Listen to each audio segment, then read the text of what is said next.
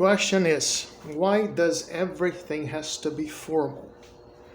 I believe that formal means organization. A lot of people ask me so many questions, on the methods that I use to teach. And honestly, for the past 16 years, I have used a lot, and I've been, relying also on reading and listening the student, reading back to me. So I tell people that I do the audio-lingual, method. Lots of listening, lots of reading.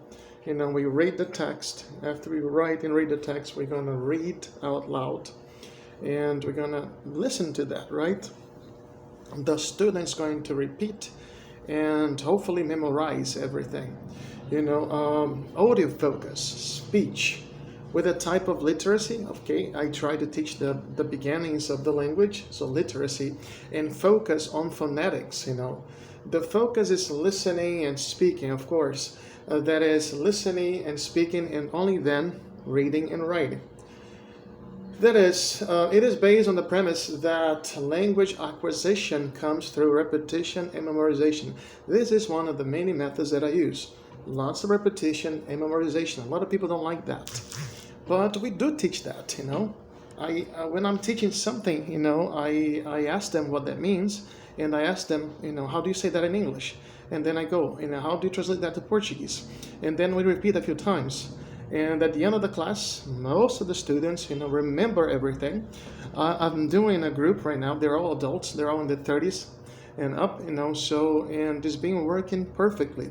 And then when I'm teaching the class, I throw some literacy.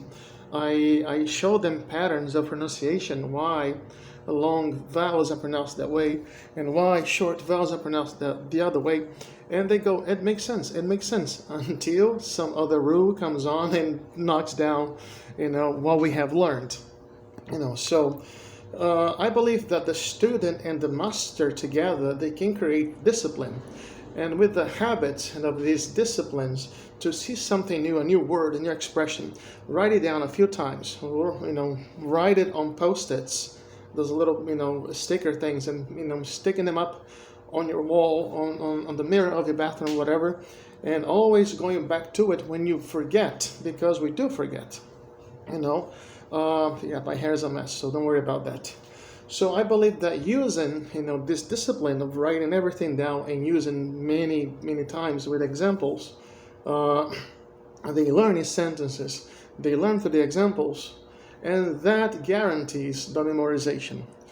Audio-lingual, focus on the speech, on reading, and repeating. That's what I do. Discipline is required. And then you ask them, what does that mean? I had a situation yesterday where the sentence was like this. We studied all the verbs throughout the lesson, right? And then after that, let me just try to find over here. It was a big hit. It was a class of 3 people, and the 3 people learned most of the verbs of the class. And then I gave them some sentences, and I asked them to do a video, and they did and sent back to me. And the sounding was perfect of all the 3 students. Let me try to remember, because as a teacher, many methods, many ways of teaching. It's I'm all over the place, but I'm sticking to texts. The audio, the focus on the speech audio, repetition, memorization, the audio-lingual. That's what I've been using, and it's been a big hit for the last 10 years. But I also have to tell you that I'm always increasing, always adding to my teaching, reality, new techniques. I'm always recycling, revamping myself, because I think that's what we have to do. If you don't do that, my goodness, how are you going to evolve? I've been learning a lot. Okay, it goes like this. So that's the sentence that I use. I have to take the most of it to learn English and get a good job. We went through, dissected all the verbs in this sentence: to have, to take, to learn, to get, right? We used some examples on that. It's a very simple sentence, and they're just beginners. By the way, it's not a group of adults; it's a group of younger ones. Okay, but the idea is the same: is to get them to think, to have a discipline, to understand what they're saying, pronounce them correctly, translate them, and never forget. The sentence was that I have to take the most of it to learn English and get a good job.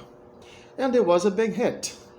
How do I teach English? Audio-lingual, with text, with some literacy, focus on the speech, focus on phonetics, and repetition, memorization. A lot of teachers hate that. Or whatever, it works for me, and it's been a good habit and method and discipline, and it brings results. In the future, I'm open to other ways of teaching as long as it produces, as long as it is effective. And that's it. Audio-lingual, that's how I do. Bye bye. Have a good day.